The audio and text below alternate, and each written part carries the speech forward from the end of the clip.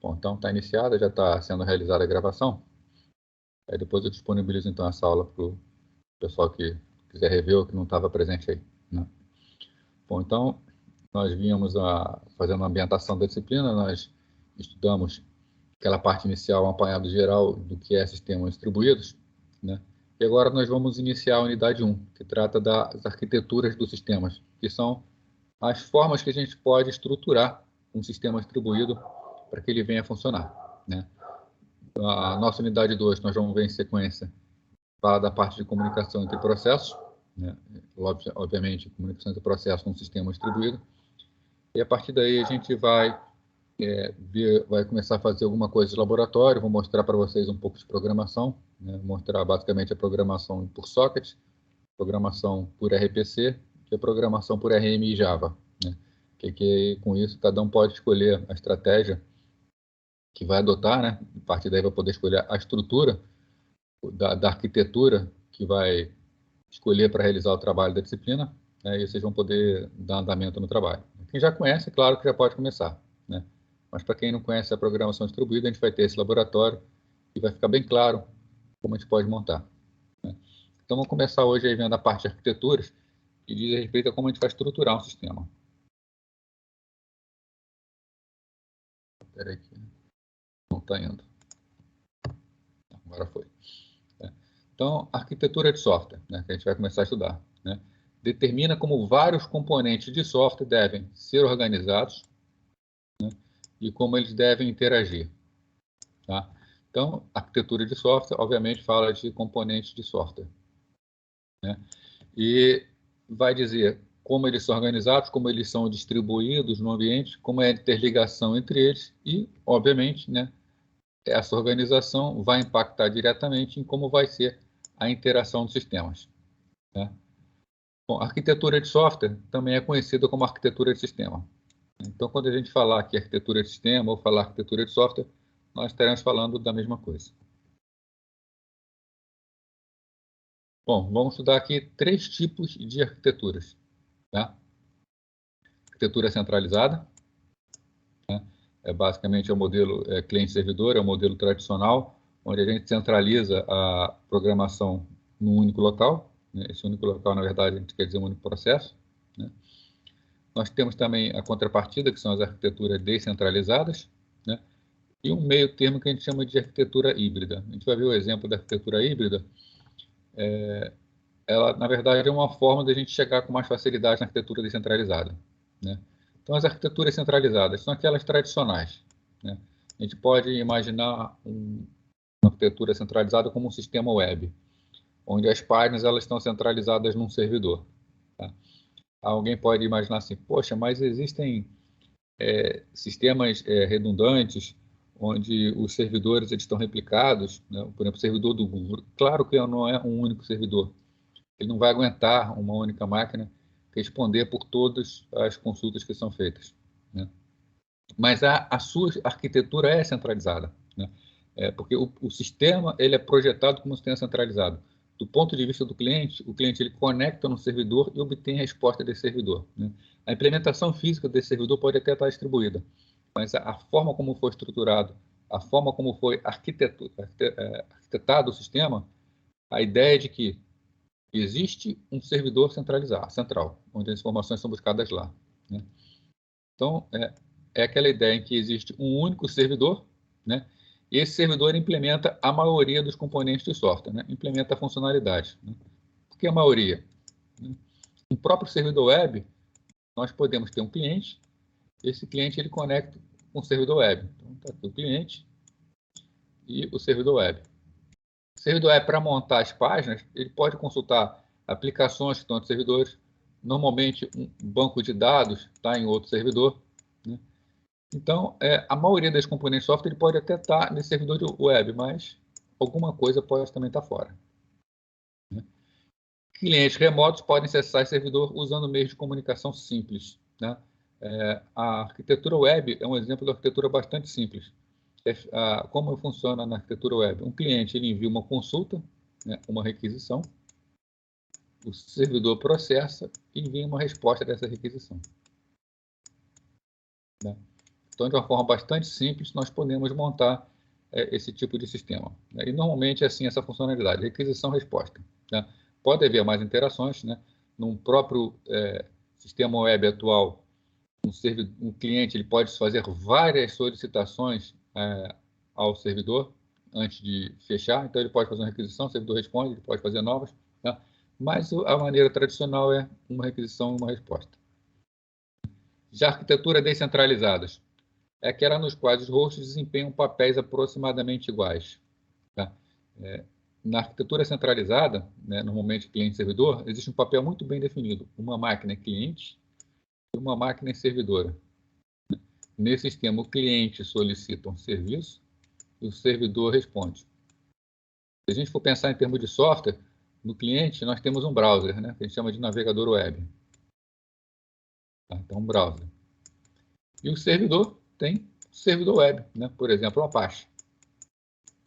Apache, o IS, tá? Vários outros servidores existem. São softwares completamente diferentes. Né? Eles falam o mesmo protocolo, eles trocam informações entre eles, mas a finalidade é bastante diferente. Já na arquitetura descentralizada, cada máquina desempenha mais ou menos o mesmo papel. Né? A gente pode imaginar a arquitetura descentralizada como, por exemplo, a parte funcional, tá? Não completo, mas a parte funcional de um BitTorrent ou de um Emule. Né? Como é que funciona o Emule ou o BitTorrent? São vários computadores, né, que vão fazer um compartilhamento de algumas informações, compartilhamento de arquivos, e cada computador desse possui um arquivo diferente. Ou o mesmo arquivo pode estar disponível, por exemplo, em duas máquinas completos, ou um pedacinho dele numa outra máquina. E todas essas máquinas elas se interligam, né, e trocam informações entre si, de forma que consiga-se buscar todas as informações que os clientes necessitam, né, que as máquinas necessitam, melhor dizendo. Todas as máquinas têm o mesmo papel aqui. Né? Essa máquina aqui, por exemplo, vamos chamar de máquina A, ela pode estar buscando uma determinada informação de uma máquina B e está sendo consultada enviando uma informação, por exemplo, para uma máquina C. Né? Então, o que caracteriza esse sistema é que, basicamente, todas as máquinas executam o mesmo software. Né? No caso do Emule, no caso do BitTorrent, eles executam exatamente o mesmo software e vai existir o compartilhamento das informações entre essas máquinas. Né? Na arquitetura, que a gente chama de arquitetura híbrida, é um meio termo entre a centralizada e a descentralizada. Existem, então, situações onde nós temos uma troca de informações de estilo cliente-servidor e em determinados momentos onde o funcionamento é de arquitetura descentralizada. Né? O BitTorrent, por exemplo, ele é uma arquitetura híbrida. Né? A parte que eu expliquei aqui para vocês, do exemplo do BitTorrent como descentralizada, é a parte funcional dele, a parte de quando você ligou a máquina e você está buscando parte de arquivos e também fornecendo algumas partes de arquivos. Mas para que você possa encontrar essa parte onde está esse arquivo, para que você possa oferecer também um arquivo na internet, você parte primeiro de uma estrutura cliente-servidor. Né? Então, o BitTorrent, você primeiro vai no servidor para saber onde está a informação que você quer. Depois que o servidor te informa onde está essa informação, né? Isso aí foi um estilo arquitetônico de uma arquitetura centralizada, essa informação está centralizada em alguns servidores. Depois que você obtém essa informação, você tem lá o rastreador, você passa para o modelo de arquitetura descentralizada, onde vai haver efetivamente compartilhamento de informação. Né? Então, esse é um exemplo de arquitetura híbrida, que num determinado momento tem um comportamento centralizado, mas na sua maior parte tem um comportamento descentralizado. A gente vai ver a vantagem e desvantagem de cada um desses modelos, né? E quando é melhor, obviamente, utilizar cada um deles. Ainda, a utilização de uma camada de middleware, vocês devem estar percebendo, né? Nessa altura vocês já sabem bem claramente o que é um middleware, né? A gente vai estudar como fazer utilizar um, né? Então, a utilização de uma camada de middleware é uma decisão arquitetônica importante. Né? Então, o que é o middleware? Só para dar uma lembrada aí para o pessoal mais desatento, mais desavisado. Né? Nós temos várias máquinas e sobre essas máquinas, processos rodando. Né? Então, uma máquina, um processo rodando, outra máquina, outro processo rodando. Num sistema distribuído, o que nós estamos querendo buscar é a comunicação entre esses processos, fazer com que esses processos falem entre si. De uma forma muito simplista, a única maneira de fazer seria descer por toda a arquitetura, o programador tem que programar isso, saber com qual outro processo quer falar, ele quer falar com o último processo aqui, via rede de computadores, enviar uma mensagem para aquele outro processo, por intermédio de troca de mensagens, promover essa comunicação. Dá para ser feito isso, obviamente, né?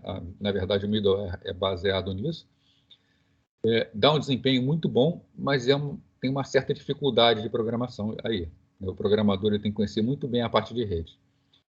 Se a gente utiliza o middleware, qual é o papel do middleware? Continuamos tendo as 3 máquinas, né? Só que sobre essas 3 máquinas, cada uma roda um middleware, cada um roda um próprio que roda só na própria máquina. Mas esse software ele se comunica com os outros softwares das outras máquinas, dando a impressão que o middleware é uma camada que permeia todas as máquinas. Logicamente, conceitualmente, é isso mesmo, né? O middleware está permeando todas as máquinas. Então, o processo, ele fala com o middleware.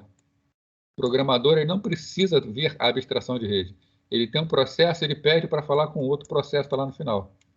Toda essa parte de comunicação é fornecida pelo middleware. O acesso de um processo numa máquina a um processo da outra máquina acontece de uma forma totalmente transparente, né? Nós vimos os tipos de transparência que nós temos. No caso aqui, nós estamos querendo atingir a transparência de distribuição, que é não saber, eu não sei onde esse processo está executando, eu não sei em que máquina ele está. A única coisa que eu sei é que um processo de uma máquina chama outro processo. O middleware é que cuida de toda essa comunicação, facilitando a vida do programador. Então, a utilização dessa camada de middleware é uma decisão arquitetônica importante. O tipo de middleware que a gente vai utilizar vai impactar na arquitetura que será utilizada. Qual é a finalidade do middleware? Conversamos já aqui. Transparência e distribuição. É a gente não precisar enxergar a parte de rede e saber exatamente como se comunicar com outro processo sem se preocupar com a parte de rede. Né? Ter alguém para fazer isso para a gente. Então, quanto mais a gente puder se especializar no problema que nós temos que resolver, mais simples será o nosso trabalho. Essa é a ideia do middleware. Vamos ver, então, alguns modelos. Basicamente, tá? Nós vamos ver aqui 2 modelos, né? Chamados modelos físicos e modelos de arquitetura. Né? Então, assim, propriedades e problemas de projetos e sistemas podem ser capturados e discutidos por meio do uso de modelos descritivos. Então, a ideia do modelo é descrever os problemas, descrever as propriedades dos sistemas que podem resolver esses problemas para que a gente possa encontrar a melhor solução. Então, cada tipo de modelo é destinado a fornecer uma descrição abstrata simplificada, mas consistente no aspecto relevante do projeto. Né? Então, os 2 modelos são esses aqui, física e de arquitetura. Então, a ideia deles é então, fornecer uma descrição abstrata. Tá? Qual a diferença do modelo físico do modelo de arquitetura? Né? O modelo físico está mais preso ao como será montado fisicamente o nosso sistema. Por mais que a gente pense em abstrair tudo, pensar apenas em software e tentar esquecer o hardware, a verdade é que a escolha do tipo de hardware vai impactar diretamente. Né? Não o tipo de hardware especificamente, embora também vai influenciar, mas a forma de utilizar o hardware. Né? Por exemplo, se eu vou utilizar o hardware de uma forma com 2 máquinas, aliás, uma máquina centralizada, recebendo solicitação de várias outras máquinas atuando como cliente-servidor, nós temos um tipo de hardware que vai ser utilizado. Né? Já se eu tenho um modelo distribuído onde todos falam com todos, eu vou ter um modelo físico que pode estar implementado de maneira diferente, está estruturado diferente. Né? Então, o modelo físico captura a composição de hardware de um sistema, né? Em termos de equipamentos e suas redes de interconexão. Né? Como eles vão trocar essas informações de uma rede. Por outro lado, os modelos de arquitetura estão preocupados com o quê? Com as tarefas computacionais e de comunicação. Né? Então, aqui no modelo físico, qual é a minha máquina? É um computador? Né? É uma máquina virtual? É um cluster? Né? Qual tipo de hardware está sendo utilizado? Quais são os tipos de rede de interconexão? Eu tenho uma internet rápida, eu tenho uma internet veloz, eu tenho uma boa banda para trocar informações, ela é confiável, ela falha. Né? Então, eu estou preocupado com a parte física do meu projeto. Enquanto o modelo de arquitetura abstrai completamente a parte física. Estando pronto uma parte física, ela descreve a tarefa computacional, o que cada equipamento vai fornecer para que esse sistema funcione, né? E a comunicação realizada por seus elementos, né? Embora aqui ele esteja falando de interconexão e comunicação, são dois aspectos diferentes. Aqui nós estamos falando de interconexão, vai ser uma fibra ótica confiável, vai ser um rádio, vou ter problemas de confiabilidade, eu uso, por exemplo, troca de dados via celular, né? Já que não, aqui é a parte de comunicação efetivamente. Eu vou utilizar um RPC, eu vou utilizar RMI, qual é a técnica que eu vou utilizar para programar a comunicação entre as máquinas, né? Então, enquanto aqui eu estou procurando especificar fisicamente o meu sistema, aqui eu estou procurando especificar a sua parte lógica, o seu funcionamento. Então, partindo primeiro para a parte física. Bom, então a representação dos elementos de hardware, conforme já vimos, o modelo físico, ele se prende ao hardware, o nome é bem claro, físico, né? De um sistema distribuído, tá? Então sempre sistema distribuído, extraindo os detalhes específicos do computador e das tecnologias, né? Então nós temos tipos de modelos físicos. Na verdade, eles vão evoluindo, né? A gente não tem uma clara definição de isso é uma coisa, aquilo é outra coisa, né? Então vamos desde um modelo físico básico até os sistemas distribuídos de sistemas, né? Então vendo aí especificamente cada um deles, que a gente vê inclusive o histórico da evolução, vamos vendo forma de se montar. O primeiro deles, modelo físico básico. É o que a gente chama de modelo físico mínimo de um sistema distribuído. É aquilo que é o mínimo que a gente precisa para que o sistema distribuído possa existir, né? Basicamente é o quê? Conjunto extensível de hosts, né, que são interconectados, tá? Então nós temos computadores que estão ligados por uma rede. Minimamente esse conjunto tem que ser extensível, né? Se eu tenho esse sistema, eu posso futuramente o quê? Ampliar isso e colocar mais hosts, mais hospedeiros. Por uma rede de computadores, né? Para passagem de mensagens. Então, se eu tenho condição de uma máquina A enviar a mensagem para uma máquina D, eu consigo fazer isso, eu já tenho, a princípio, tudo o que eu preciso para montar um sistema distribuído. Não vai ser o sistema dos mais fáceis, né? Já que ele permite apenas a passagem de mensagens, não me dá abstrações mais evoluídas, né? Não fico na passagem de mensagem, mas com isso eu já consigo construir todo o arcabouço do sistema distribuído. Então, vemos claramente, né? Acho que não precisava nem falar isso, mas vemos claramente que o advento de redes de computadores é fundamental para os sistemas distribuídos. Bom, e partindo disso, a gente chega nos chamados sistemas distribuídos primitivos, né? Que foram as construções dos primeiros sistemas distribuídos, né? Então, no final dos anos 70, no início dos anos 80, né, em resposta ao surgimento das tecnologias de redes locais, começou a surgir o chamado tipo de rede peer-to-peer. Tá? As redes peer-to-peer foram redes onde elas eram voltadas basicamente para a interconexão de sistemas, né? Permitir compartilhamento de arquivos, permitir compartilhamento de impressoras, periféricos de forma geral, né? Sem grandes tecnologias, sem grandes apoios para funcionamento de comunicação entre processos, mas já fornecer serviços melhorados, né? Ao invés de termos simples possibilidades de troca de mensagem entre máquinas, agora nós já temos alguns serviços que são fornecidos pela rede, né? Consiste então em nós conectados por uma rede local, tá?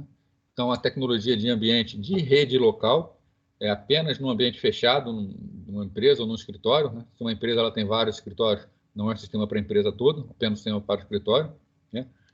Possui uma conectividade de internet limitada, basicamente para algumas consultas, né? Era aquela época, né? Se você pegar a época aqui, ó, 70, 80, o Brasil nem tinha internet ainda, mas o mundo estava começando a internet com modems. Então, aquela internet, quem chegou a pegar essa época de internet por modem sabe como era sofrível, né? Conexão caía toda hora e quando não caía era extremamente lenta, você conseguia fazer muito pouca coisa, né? Então, tinha que ficar mesmo restrito, né, a funcionalidade efetiva no ambiente de rede local. suportando a pequena variedade de serviços, né? Quais são? Principalmente compartilhamento de impressoras, né? Servidores de arquivos, né? Servidor de arquivo aqui de uma forma muito incipiente, né? Não pensa num servidor de arquivos como o Windows Server, tá? Pensa num servidor de arquivos como você, por exemplo, com a sua máquina Windows 10, ou então Windows 7, fazendo compartilhamento de pastas, né? Era isso que era chamado de servidor de arquivos na época, né? Compartilhamento de pastas um pouquinho melhorado, né? Transferências de e-mail e arquivos pela internet, tá? Tem grandes taxas de transmissão, né? Então, nada de sistemas falando com sistemas diretamente pela internet. Era basicamente e-mail e transferência de arquivo. Tá?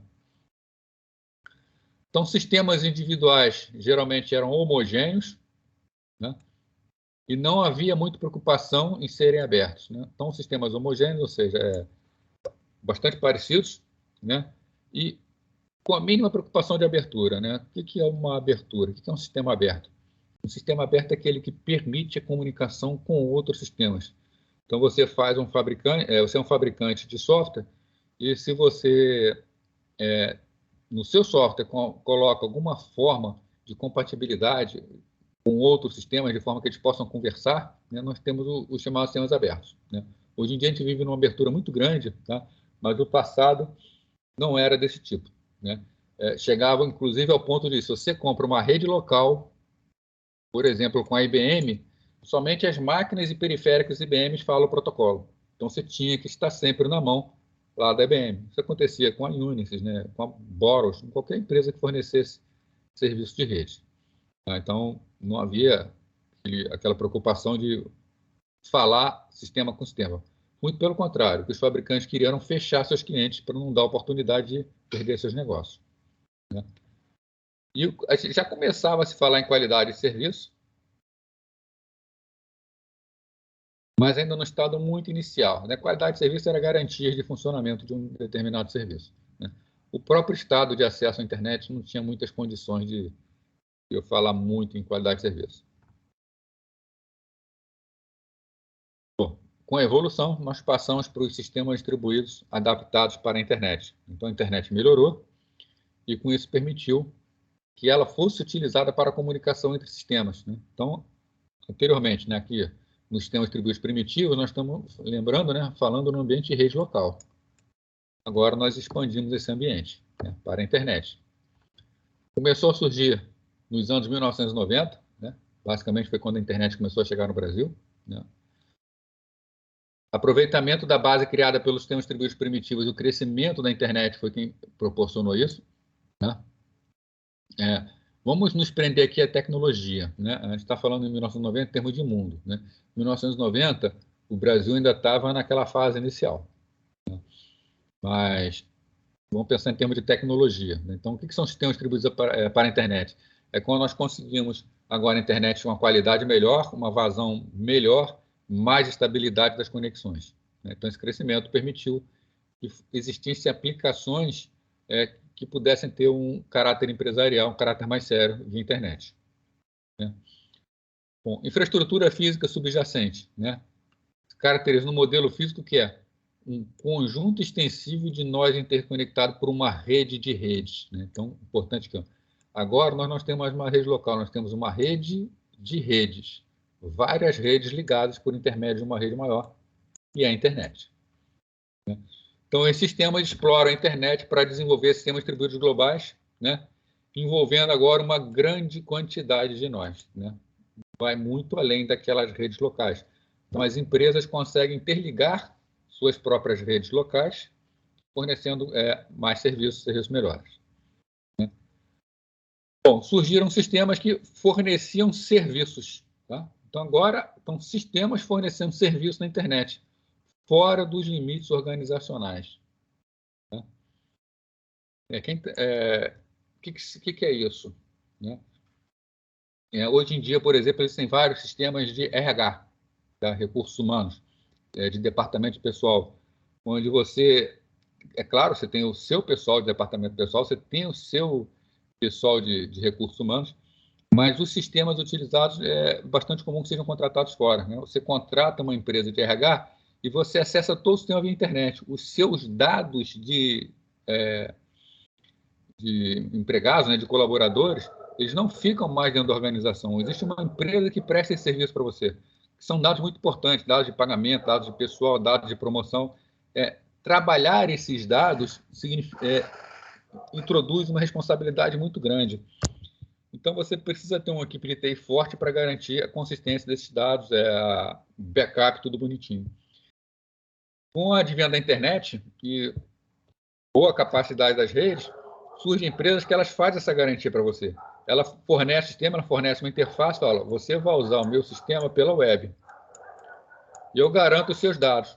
Todos os seus dados que estão aqui guardados na minha empresa, eu tenho o backup deles, eu garanto a inviolabilidade deles, você não terá problemas legais com perdas desses dados, porque agora a responsabilidade é minha. Então, fica mais barato para uma organização, mais fácil, né, contratar esses serviços. Então, esse advento da internet permite o surgimento de uma nova indústria, né, a indústria de prestação de serviços, né, fora do limite organizacional.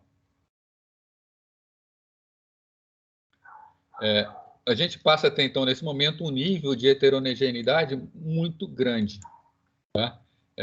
Os sistemas eles não são mais homogêneos, nós não temos mais assim, os mesmos tipos de máquinas. Né? Nós temos agora redes diferentes, né? Nós temos redes locais, Ethernet, nós temos rede sem fio, nós temos interligação em rede por intermédio de modems, ADSL, serviço de telefonia local, né? Telefonia local não, desculpe, embutido no sistema de TV a cabo. Né? Então, vários tipos de redes diferentes, com tecnologias diferentes, e que precisam se falar. Né? Tem que ter uma conversação entre elas. Né? Em termos de arquitetura de computadores diferentes também, né? E a arquitetura de computadores mesmo bastante variado. Né?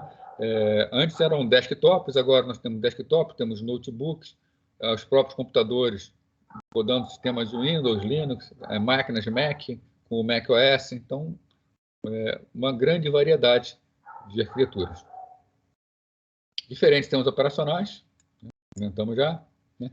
Os sistemas antes eram desenvolvidos todos com base, todos não, né? Mas quase que a totalidade com base na mesma linguagem de programação. Agora não, agora nós temos vários sistemas diferentes envolvendo diferentes linguagens de programação. Né? Hoje em dia o importante são os dados e não o sistema. Então, se nós temos os dados centralizados num bom banco de dados muito bem estruturados, nós podemos utilizar sistemas desenvolvidos em qualquer paradigma de qualquer linguagem. E também em termos de equipe de desenvolvimento. Agora a equipe está fora da empresa. Se nós temos contrato com diferentes empresas para fornecer diferentes serviços, nós temos diferentes equipes de desenvolvimento. Isso aqui, às vezes, leva um trabalho maior de promover essa integração entre essas equipes. Isso tudo aqui, essa grande heterogeneidade, tá? Com equipamentos tão diferentes, sistemas tão diferentes, levou uma ênfase cada vez maior em padrões abertos. É óbvio, se eu tenho equipamentos diferentes, se eu tenho linguagem diferente, se eu tenho coisas todas fornecidas por fabricantes diferentes, né? Se eu tenho diferentes tecnologias de middleware, né? Se eu tenho diferentes tecnologias, surgem, então, uma força muito grande no middleware associados. Né? Um exemplo, a gente vai comentar mais à frente, é o CORBA, né? Que é o Common Object Request Broker Architecture. Né? Isso aqui é um padrão de interconexão de sistemas abertos. Com o CORBA, tá? O CORBA ele é um padrão, mas ele não é um produto. Vários fornecedores vendem produtos CORBA. Tá? Então, isso significa o seguinte, se você tem, de um lado, você tem uma empresa que ela trabalha, vamos supor aqui, com linguagem C, né? Utilizando Linux, tá? Numa máquina, está num PC comum, né? E mas você monta todo o seu sistema sobre o CORBA. Se do outro lado você tem que se comunicar com outra empresa que tem um sistema que usa, por exemplo, Java, né? Com Mac, né? O CORBA vai garantir a comunicação. Tá? O CORBA ele vai ser, então, um padrão de comunicação, um padrão de troca de informações, em que ele faz total compatibilidade entre qualquer sistema. Você pode fazer sistemas com diferentes linguagens de programação, com diferentes sistemas operacionais, com diferentes arquiteturas de hardware, com diferentes processadores, Big Engine, Little Engine. O CORBA vai garantir para você essa transformação, né? Então, o Corba ele é um padrão, ele diz como fazer isso. Se uma determinada empresa contrata uma solução Corba de um fornecedor e outra contrata uma solução Corba de outro fornecedor, vai ter que falar, porque o Corba ele é um padrão, né? A gente pode falar que o Corba para sistemas distribuídos seria mais ou menos como o TCP/IP para internet. O TCP/IP ele garante que qualquer tipo de dispositivo, qualquer tipo de máquina se fale, não interessa o que é a máquina. A máquina pode ser uma televisão, pode ser um celular, pode ser uma câmera fotográfica, pode ser um computador, ela pode ser um cluster. Se ela fala TCP/IP, independente de fabricante e tudo mais, ela vai trocar informação. Da mesma forma, o Corba para sistemas distribuídos. Não interessa o que você está utilizando. Se você está fazendo baseado no Corba, ele vai funcionar. Tá? Então, o surgimento desses padrões, né, veio junto com os chamados sistemas distribuídos adaptados para a internet. Né? Houve uma forçação, né? Muito heterogêneo, alguém precisa tornar isso homogêneo. Senão, não existe programação. Bom, então, chegamos acho que é o penúltimo, né? Sistemas distribuídos contemporâneos, né? Sistemas distribuídos contemporâneos. O que é um contemporâneo? Contemporâneo é do nosso tempo, né? O que nós estamos vivendo hoje? Né? Embora ainda vá ter mais do que contemporâneo. Mas não é o futuro, não. É a evolução do contemporâneo. Né? Os modelos anteriores que nós vimos até aqui, então, os hosts eram normalmente o quê? Né? Computadores de mesa, né? Desktop relativamente tático. Então, computadores comuns. Né? Basicamente separados, né? Não fazem parte de outras entidades físicas, não está compartilhado com nada, ele não está numa máquina virtual. Então, é uma máquina física que está numa mesa que uma pessoa senta e utiliza. Né? E eles são, de certa forma, tá? Ou às vezes totalmente, né? Quase sempre independentes de outros hosts, de outros equipamentos em termos de infraestrutura. Né? O que é essa independência? É claro que se ele roda um sistema distribuído, ele depende do funcionamento dos outros para o sistema distribuído funcionar. Mas ele, máquina, ele, enquanto equipamento, ele é independente. Se a rede cai, se alguém arranca o cabo de rede dele, ele continua funcionando. Né? Se ele tem um software local, ele vai continuar funcionando sem nenhum tipo de problema. Então, ele é bastante independente, ele é bastante autônomo. Já no sistema contemporâneo, né, teve um fato, né, a gente vai falar muito disso, vocês devem ouvir falar disso em muitas disciplinas, né? A computação móvel ela veio para facilitar o usuário e para, de certa forma, dificultar o programador. Né? Mas essa dificuldade também abre um bom mercado. Né? Então, computação móvel levou a modelos físicos que hosts podem mudar de um lugar para o outro no sistema distribuído. Né? O que nós tínhamos antes no sistema distribuído, mesmo sistemas voltados para a internet, é que se a minha empresa contrata uma outra empresa para fazer o meu RH, por exemplo, os computadores da minha empresa eles estão dentro da minha empresa. Né? E os servidores da outra empresa, de quem presta o serviço, estão lá também bonitinhos, paradinhos. Né? Agora não, com a computação móvel, eu posso, por exemplo, no meu celular, carregar um aplicativo em que eu possa acessar a minha base de usuários, melhor, uma base de colaboradores. Eu posso até mesmo de fora da empresa, no trânsito, utilizando um celular, né? Desde que não esteja dirigindo, é claro, mas posso usar o celular para trabalhar, interagir, acessar os dados, até dependendo, modificar os dados. Né? Aí, se a gente dá o nome também de computação ubíqua, que é um tipo de pervasivo, né? Computação ubíqua é aquela computação onde a gente leva em conta que a dificuldade do meio de comunicação, né? Leva a mudança de nós distintos para uma arquitetura em que os hosts estão incorporados em objetos comuns e no ambiente circundante. É uma frase bonita, né? Mas quer dizer o seguinte: agora os equipamentos, os computadores, eles estão embutidos, estão incorporados. Né? Por exemplo, no meu celular. Tá? Para que eu acesse muitas das informações, eu não preciso efetivamente de um computador, de um desktop. Eu posso fazer muita coisa em termos de trabalho a partir do meu próprio celular. Tá? Inclusive, algumas outras coisas existem especificamente para celulares. Né? Exemplo aí é para falar de um produto, o WhatsApp, né? Que nasceu para celular, hoje em dia é solução empresarial, tá para muitas empresas, e é o contrário do que a gente imagina, né? Do que veio no histórico. Né? O histórico fala de sistemas desenvolvidos para computadores e que o celular quebra um galho. O WhatsApp está na contramão. É um sistema desenvolvido para equipamentos móveis, para computação ubíqua, e que até dá para usar no computador. Tá? Então, a gente conseguiu uma misturada completa aí, né? Num sistema bastante complexo. Em particular, a computação em nuvem. Né? O que é computação em nuvem? Computação em nuvem é aquela que você não tem a menor ideia, né, de onde o seu processo está executando, onde ele está funcionando. Nem o seu servidor você tem muita ideia de onde é. Né? Então, leva uma mudança de hosts autônomos para um conjunto de hosts que juntos fornecem determinado serviço. Né? Então, a computação em nuvem ela permite uma segurança muito grande. Segurança não no sentido de segurança de evitar perda de dados, embora seja importante, mas aqui a gente está falando na segurança de que o sistema não para. Tá?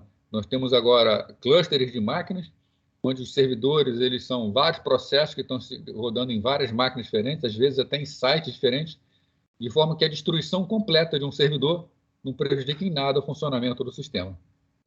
Então, o sistema distribuído, quando no início, né, lá no início da internet, quando nós tínhamos redes que não eram tão boas, tão confiáveis, eram sistemas que podiam ser vistos com desconfiança por causa da sua segurança. Hoje não, hoje a segurança é a palavra-chave deles. Né?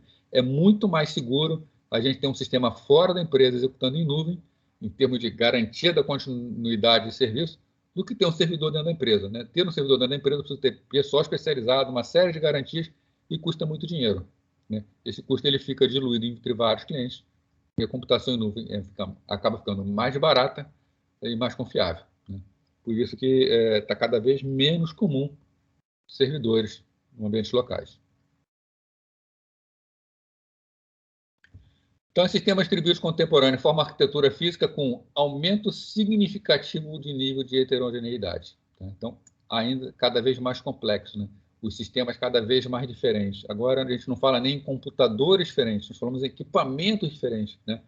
Nós temos computadores, nós temos celulares, nós temos tablets. Né? Eles aplicam um conjunto cada vez mais diversificado de tecnologias de interligação.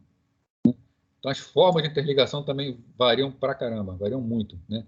Em uma rede e uma ampla variedade de aplicativos e serviços. Né? Cada vez mais disperso, né? Cada vez maior a quantidade de aplicativos e de serviços que estão disponíveis. Né? A gente vê surgir a cada dia novas empresas, a cada dia mais profissionais fazendo aplicativos para as empresas. Né? Então, pode ser de grande escala, né, explorando a infraestrutura oferecida pela internet, né, criando sistemas distribuídos verdadeiramente globais. Nós temos aí, por exemplo, os sistemas da Microsoft, os sistemas da Google, né, que são sistemas que estão distribuídos, espalhados pelo mundo inteiro, funcionam em qualquer lugar do mundo, com servidores também espalhados pelo mundo inteiro. Nosso tempo, né? Então, o que viria depois disso? Tá? Claro que é do nosso tempo, né? Isso já existe, mas são chamados sistemas distribuídos de sistemas, onde, na verdade, nós pegamos os sistemas que já funcionam como sistemas distribuídos e juntamos esses sistemas para formar um grande sistema. Então, o que são sistemas distribuídos de sistemas? Vou tirar aqui que apareceu um troço que não era para aparecer.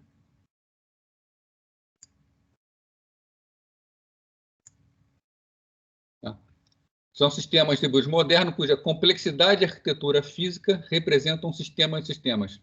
Lembra quando eu marquei a internet era uma rede de redes? Né? Nós tínhamos várias redes, uma rede local, uma outra rede local, então a empresa com várias redes. O que a internet forneceu?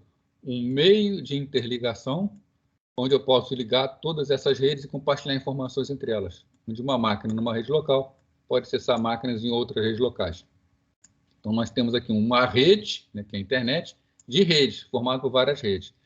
Aqui é um sistema bastante parecido, né? Onde, na verdade, nós temos sistemas que oferecem soluções e a ideia é criar um grande sistema interligando esses vários sistemas. Né? Então, um sistema de sistemas pode ser definido como um conjunto complexo, né, como um sistema complexo, consistindo de uma série de subsistemas, nos quais eles próprios são sistemas que se reúnem para executar uma ou mais tarefas em particular. Um exemplo, né, para ficar mais fácil enxergar isso aí. Eu acho que um bom exemplo é uma montadora de carros. Né? Então, você tem uma montadora, você vai montar um determinado... Sua linha de montagem é para montar seus carros, né? Você faz o planejamento no seu sistema. Então, você vai montar, sei lá, num dia específico, eu não sei nem quantos carros estão montados, vamos chutar aqui que sejam montados 100 carros. Tá? Isso requer pessoal, isso requer processos específicos para montar, precisa de reservas, precisa de peças. Tá? E uma montadora não trabalha com estoque. Se ela vai montar 100 carros, ela não tem no pátio dela, no almoxarifado dela, peças para montar esses 100 carros. Né? Na verdade, um carro ele não é montado um dia. Então, na verdade, nós temos várias partes de carro sendo montadas vários dias. Então, esse sistema dessa montadora é um sistema complexo. Né? O que ele requer? Ele requer, por exemplo, fornecimento de pneus. Ele requer fornecimento de cabos, né? Elétricos, sistema de chicote para o carro. Ele requer fornecimento de suspensões. Ele requer fornecimento de uma série de outras partes. Tá? E isso aqui é o sistema da montadora. Agora, você tem o fornecimento de pneus, é uma outra empresa, né? Da parte de chicotes e cabos, outra empresa, da parte de suspensão, outra empresa. Então, existe uma forte indústria periférica, cada um com o seu próprio sistema. O que a gente fala de um sistema de sistemas? Um sistema que interliga tudo isso. Né? Monta um sistema único que pega todos esses sistemas para montar um só. Então, quando eu boto no meu planejamento e pretendo, num determinado dia, ter 100 carros prontos, botei lá como meta, eu vou ter 100 carros prontos no dia 16 de setembro. O que é necessário para que isso aconteça? Eu preciso das chegadas de peças, né, nas datas certas, para que esses carros estejam prontos, que eu tenha um mínimo de estoque, um mínimo espaço possível de estoque e que possa tudo ser montado. Né? O conceito foi criado lá no Japão, né, chamado Just in Time, que é chegar na hora correta.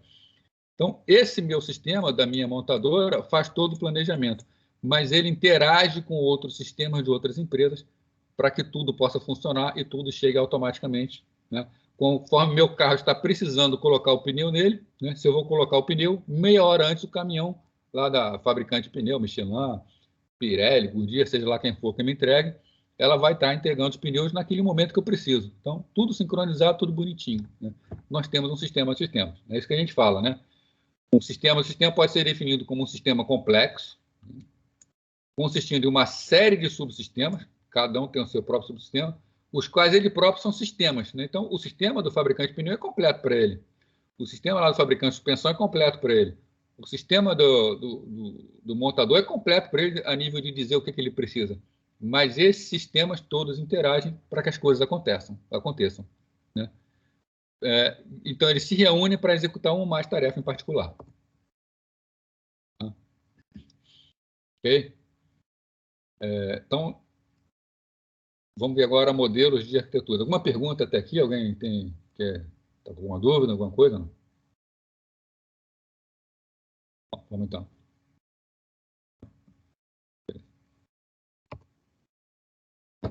Então, modelos de arquitetura. Beleza, valeu. A arquitetura de um sistema é uma estrutura em termos das inter-relações entre seus componentes.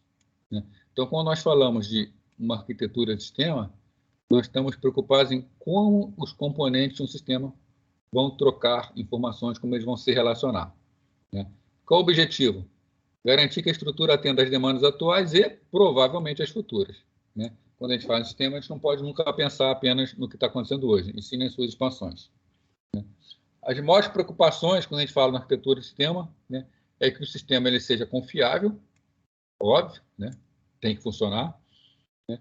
Seja gerenciável, né? Posso saber o que está acontecendo, né? Emitir relatório e tudo mais, adaptável, né? Nenhuma indústria, nenhuma empresa nasce e vai funcionar para sempre da mesma maneira, ela tem que se adaptar. E, obviamente, né, rentável. Bom, então existem muitos compromissos associados à escolha para que a gente possa atingir tudo isso. Né? Por exemplo, dos elementos arquitetônicos empregados. Né? que eu vou usar como elemento arquitetônico? Eu vou usar uma estrutura centralizada, uma arquitetura descentralizada, né? Dos padrões adotados. Quais são os padrões que eu vou utilizar? Eu vou criar os padrões? Eu vou ficar preso a quem possa e quem queira implementar os meus padrões, né? Vou usar um padrão tipo Corba? Beleza, vou falar com qualquer um que use Corba. Agora, quanto custa isso? Né? Do middleware utilizado, qual é o meio de comunicação que eu vou utilizar? Eu vou utilizar RPC, eu vou utilizar programação tradicional, eu vou utilizar uma programação orientada a objetos, um RMI. Então, os compromissos podem afetar o desempenho e a eficiência do sistema resultante, né?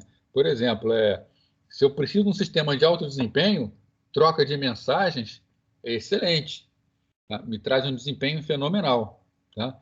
Se eu utilizar RMI, por exemplo, eu tenho camadas que vão ser colocadas sobre o sistema que me atrapalham um pouquinho a parte de desempenho do sistema. Agora, a eficiência do sistema em termos, por exemplo, de manutenção. Eu preciso fazer uma adaptação do sistema, preciso fazer uma modificação do sistema. Se eu utilizo uma troca de mensagens, é mais complexo mexer no sistema. Pode ser que eu tenha que mexer numa parte muito grande do sistema. Se eu utilizo invocação de método remoto, por exemplo, em Java, a manutenção é facílima, mudar alguma interface e está resolvido. Tá? Então, o que eu estou buscando? Tá? Então, as minhas escolhas podem impactar muito à frente na vida do meu sistema. Então, entender esses compromissos é fundamental para projetar sistemas distribuídos, né? É por isso que a gente vê tantas arquiteturas diferentes, é por isso que a gente, nessa disciplina a gente vê tantas opções diferentes, né? Porque quando a gente sentar para planejar o nosso modelo de funcionamento, o nosso modelo de sistema, a gente precisa saber exatamente aquilo que a gente vai escolher. Vamos lá, alguns elementos arquitetônicos. Bom, basicamente, a gente tem que responder 4 perguntas, tá? Para entender exatamente o que a gente quer do nosso sistema distribuído, né? Primeiro, quais são as entidades que estão se comunicando no sistema distribuído? O que é que vai falar nesse sistema distribuído? Quem precisa trocar informação? Mas, a gente vai responder cada uma dessas perguntas, ou melhor, destrinchar cada uma delas à frente. Tendo entendido quem são essas entidades, como elas vão se comunicar? Qual vai ser o paradigma de comunicação utilizado? Eu vou utilizar um paradigma de alto nível, que me dá mais flexibilidade, ou vou utilizar um paradigma de baixo nível que me dá mais desempenho? O que é mais importante para mim? O que impacta mais no meu futuro? Quais são as funções e responsabilidades que estão relacionadas na arquitetura global? Né? O que cada um vai ter que fazer? Né? Como o estudo vai ser mapeado na infraestrutura física? Né? Então, a gente está falando aqui em cima da arquitetura, né? E aqui a gente está falando agora de uma distribuição física, né? Porque tudo que vai ser implementado vai ter que ser implementado em algum hardware. Então, para isso que eu estou planejando, qual é a minha melhor opção de hardware? Como eu devo implementar isso? Então, conversando sobre cada uma dessas questões. Então, primeiro, quais são as entidades que estão se comunicando no sistema distribuído? Então, uma entidade normalmente é o quê? Né? Quando a gente fala em programação. Vocês já viram threads? Viram falar em threads? Estudaram threads? Se puder botar aí o pessoal do sim, o pessoal do não. Bom, então, pessoal, sim, superficialmente, né? Então, beleza. Mesmo o superficialmente serve, né? Porque o que é importante nisso aqui? A gente está falando aqui de comunicação entre processos. Toda hora eu falo para vocês de comunicação entre processos.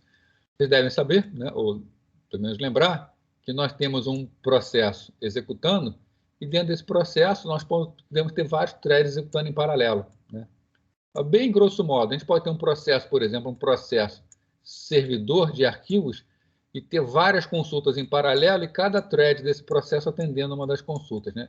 Execução paralela real. Ainda mais se uma máquina for uma máquina multiprocessada, que é algo muito comum hoje em dia. Então, a gente consegue um paralelismo real, várias partes do processo executando em paralelo, né? Então, quando a gente fala em comunicação entre processos, é muito bonito, mas, efetivamente, o que é que está se comunicando? É processo de verdade?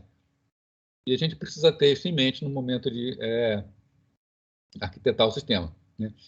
Então, do ponto de vista do sistema, tá? É melhor dizer, antes aqui, né? Pulei aqui, né? É conveniente tratar essa pergunta sob 2 pontos de vista. ponto de vista do sistema e da programação, né? Porque nós, programadores, vamos programar alguma coisa, mas essa coisa tem que funcionar dentro daquilo que o sistema oferece. Então, do ponto de vista do sistema, as entidades que se comunicam com o sistema distribuído normalmente são processos. Eu estava conversando aqui com vocês, né? Normalmente, a gente fala em processo. Então, a gente tem aquela visão habitual de comunicação entre processos, que a gente estuda lá em sistemas operacionais, né? Mas alguns ambientes primitivos, por exemplo, né, como redes de sensores, são sistemas extremamente simples, né? São nós sensores que estão fazendo algum mapeamento de algum local e estão promovendo algum nível de comunicação, né? O sistema operacional desse tipo de equipamento são sistemas operacionais bastante simples, até porque são equipamentos bastante simples e que precisam economizar bastante energia e não tem muita memória, né? Então, normalmente, eles sequer suportam abstração de processo, né? Então, às vezes, se eu vou ter no meu sistema acesso, por exemplo, a nós sensores, eu tenho que ter uma atenção especial a esse detalhe. Lá eu não vou ter sequer processo. Então, se eu basear todo o meu sistema em conceitos de RMI, comunicação entre processos bastante sofisticados, eu posso deixar de fora alguma parte importante, tá? Então, nesse sistema de nós sensores, quem se comunicam são os nós, né? São as máquinas e não os processos, tá? E não podemos esquecer disso. Por outro lado, né, pegando outro extremo, na maioria dos ambientes distribuídos, né, processos são complementados por threads. Portanto, quando a gente fala em comunicação entre processos, eu não posso também pegar o meu sistema e pensar que o processo está comunicando. Se eu pensar no processo comunicando, eu tenho um ponto de comunicação. Mas se eu tenho um sistema multithread, eu posso ter vários threads se comunicando ao mesmo tempo. Então, tem que ter em mente essa flexibilidade, né, que um determinado processo ele também pode ter vários pontos de comunicação. Então, sob o ponto de vista do sistema, né, os elementos que se comunicam podem ser diferentes elementos. Agora, do ponto de vista da programação, né, como é essa comunicação? Né? Quem se comunica? Né? Bom, várias abstrações foram voltadas, desenvolvidas para isso, né? Temos a abstração comum de processo. Além da abstração de processo, hoje vivemos a época da orientação a objetos, né? Nessa estratégia de objetos, né, nós temos chamados objetos distribuídos, né, onde a computação ela consiste em vários objetos interagindo, né? A comunicação entre processos ela fica mais fácil quando a gente fala em distribuição, né? Porque processos são quase que entidades separadas, né? Então, se eu tenho um processo se comunicando com outro processo, não faz muita diferença eles estarem na mesma máquina em máquinas diferentes. Agora, se eu tenho objetos se comunicando, pode fazer diferença em estarem em máquinas diferentes, principalmente no que diz respeito à memória compartilhada. Então, nas estratégias baseadas em objetos distribuídos, né, a computação consiste em vários objetos interagindo, né, uma acessão do método de interface de outros objetos, né? Então, os objetos são acessados por meio de interfaces, né? Se vocês lembrarem, o que é uma interface numa programação orientada a objetos? Uma interface ela define um serviço, tá? Define basicamente o ponto de acesso daquele objeto. Então, para sistemas distribuídos, as interfaces são partes fundamentais. É muito importante que as interfaces sejam muito bem definidas, porque se eu tenho um sistema que está rodando em duas máquinas, o que é que permite a comunicação, né? Fazer uma invocação de método remoto. Eu vou de um sistema que está na esquerda invocar um método que está na direita. O que vai me definir que está disponível aqui é justamente a interface. É a interface desse objeto. Esse objeto remoto, ele sabe como é a interface daquele outro objeto. Então, remotamente, se eu quiser, eu posso trocar esse objeto por completo. Eu posso reescrever completamente esse objeto. Mas a interface tem que ser mantida, se eu quiser que o sistema continue funcionando, né? Então, nós temos um conceito aqui que é chamado linguagem de definição de interface, IDL, que que ela é feita, né, fornecendo a especificação dos métodos definidos no objeto. Então, a IDL é que vai definir como vai ser essa comunicação. Isso quer dizer o seguinte: se eu estou fazendo uma determinada aplicação em linguagem C, por exemplo. Esse exemplo nós vamos ver. Vamos fazer aqui exemplos em C e em Java. Eu tenho uma aplicação executando do lado, aplicação executando do outro. Para que eu possa fazer essas aplicações se comunicar, eu preciso usar uma outra linguagem, que é uma linguagem do tipo, né, IDL. Linguagem de definição de interface. Da mesma forma, se eu tenho lá uma aplicação Java, eu vou ter vários objetos, né, que estão sendo classes nas duas máquinas, eu vou precisar de alguém para dizer como vai ser esse interfaceamento entre eles. Também será por meio de uma IDL. Né? Então, nós vamos ver a IDL para a linguagem C, para fazer RPC. Nós vamos ver uma IDL para Java, para fazer o RMI. São bastante parecidas. Tá? Uma IDL, apesar do nome ser linguagem, ele é bastante simples. É quase que apenas definição de tipo. Você vai definir estruturas, vai definir tipos, e ela vai criar uma estrutura padrão para comunicação. Tá? Mas o fato é que é necessário uma IDL para definir de forma bastante precisa, né, como é essa interface. Em termos de componentes, né, além dos objetos, nós temos componentes. Componentes se parecem com objetos. Né? Oferecem abstrações voltadas para a construção dos sistemas distribuídos e são acessados por meio das interfaces. Né? Então, nós temos as interfaces e vamos criar componentes. Um objeto remoto vai acessar esse componente por intermédio de sua interface. A principal diferença é que quando nós falamos em componente, o componente não especifica não apenas as interfaces, tá? Mas também o quê? Suposições em termos de outros componentes e interfaces devem estar presentes. Quando nós falamos em componentes, nós estamos falando em algo completo. Tá? Eu vou falar assim, eu preciso usar um componente que faça determinada coisa no meu sistema. Quando eu falo isso, eu já sei tudo que esse componente precisa, tudo que precisa de arcabouço para ele funcionar, todos os outros objetos que precisam estar junto dele. Né? Então, os componentes tornam todas as dependências explícitas. Quando eu tenho uma interface, eu só sei que eu vou acessar essa interface. Não sei nada além disso. Agora, quando eu falo em utilizar componente, eu estou sabendo de tudo que acontece. Tudo que é necessário. Né? Isso estimula e permite o desenvolvimento de componentes por terceiros. Tá? Já que está completamente explícito, eu posso ter um terceiro trabalhando para mim desenvolvendo os componentes. Ou utilizar um componente pronto. Né? E remove dependências ocultas. Alguma dependência que poderia ficar, né, na implementação do sistema, ela está bastante clara na definição do componente. Outra categoria bastante importante é chamada de Web Services, né, serviços web. O serviço web ele tem uma arquitetura bastante parecida com uma arquitetura cliente-servidor. Né? Na verdade, é quase que acesso a páginas web. Né? Conceito bastante parecido. Né? Mas o Web Service, assim, você tem um servidor que é um servidor web, né? Ele fala os protocolos da web, só que você não acessa esse servidor web por intermédio de um browser. Né? Você não vai pegar um navegador, colocar um endereço, passar alguma coisa. Você tem um sistema. E esse sistema, quando ele precisa de um determinado serviço, ele solicita a execução desse serviço pelo que a gente chama de Web Services. Nós passamos um comando para o servidor web processa tudo isso e envia de volta uma resposta ao sistema. Né? Então, um servidor web tradicional, a gente imagina uma pessoa acessando, né, interagindo com páginas. Aqui não, a gente está falando em sistemas acessando serviços que estão disponíveis em servidores web. Em termos tecnológicos, é bastante parecido, tá?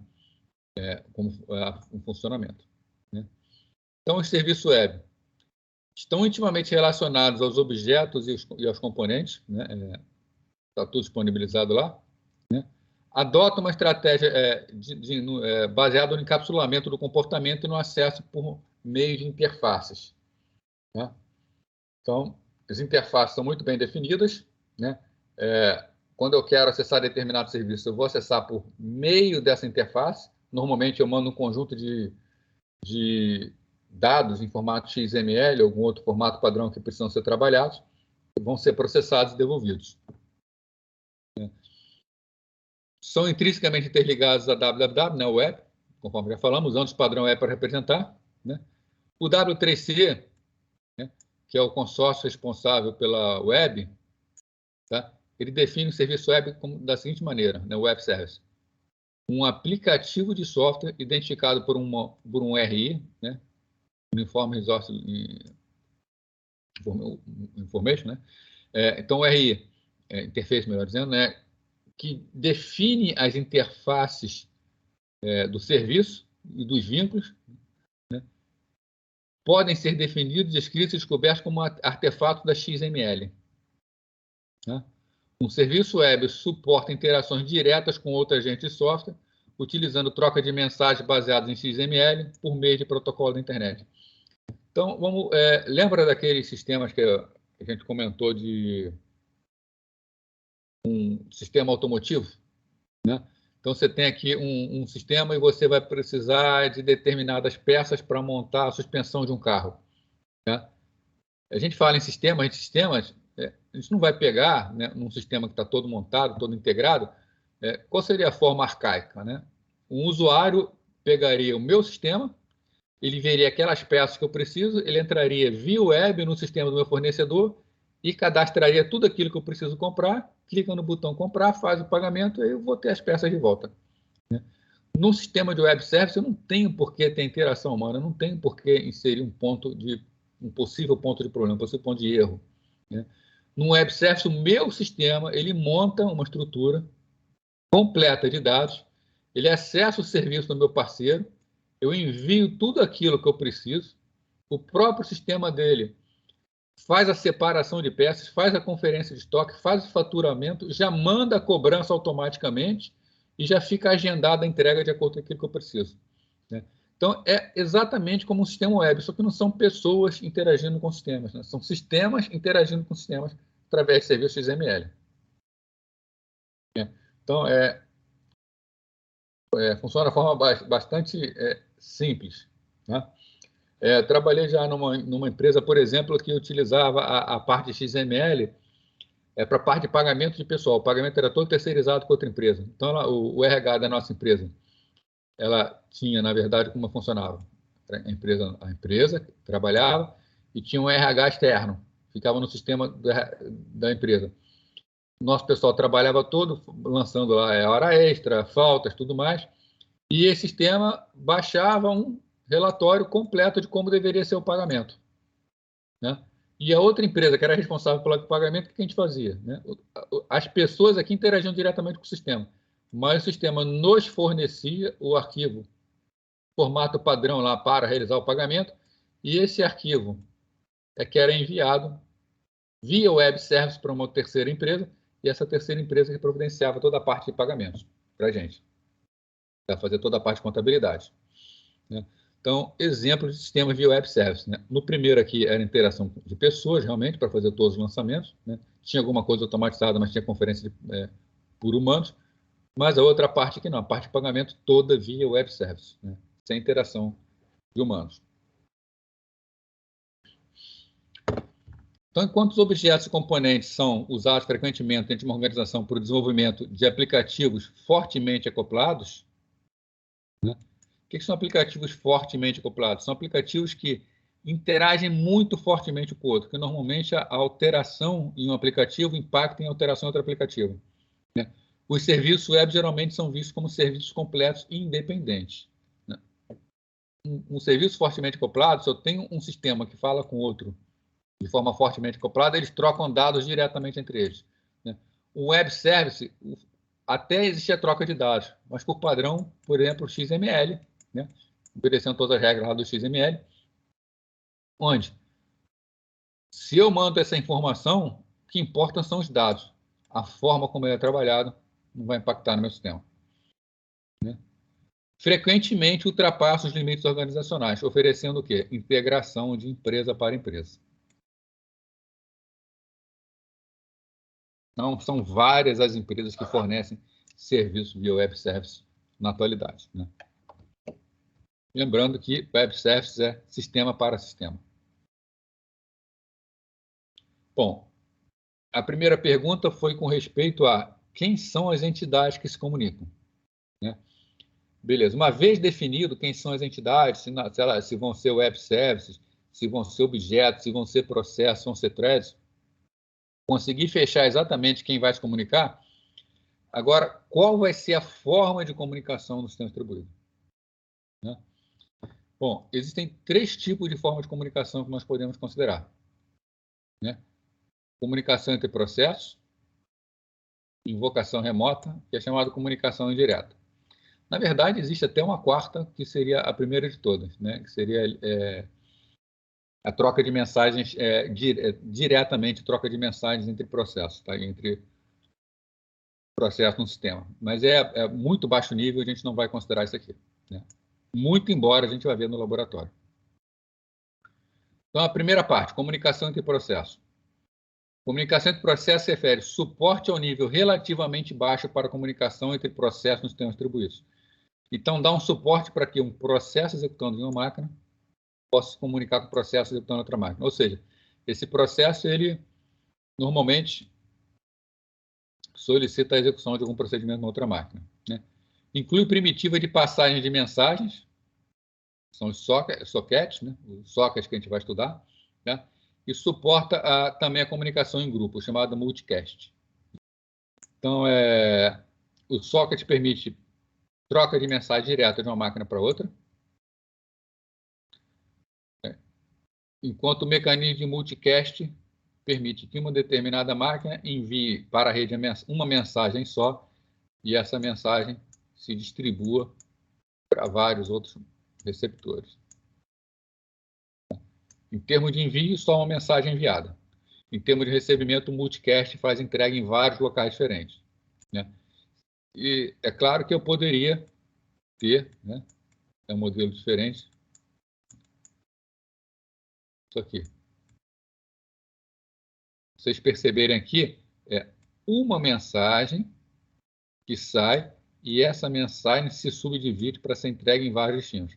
Aqui eu tenho várias mensagens enviadas para vários destinos diferentes. Isso aqui é semelhante a isso aqui, ponto a ponto. Isso aqui não, isso aqui é multicast. Apenas um envio e esse envio chega em todos.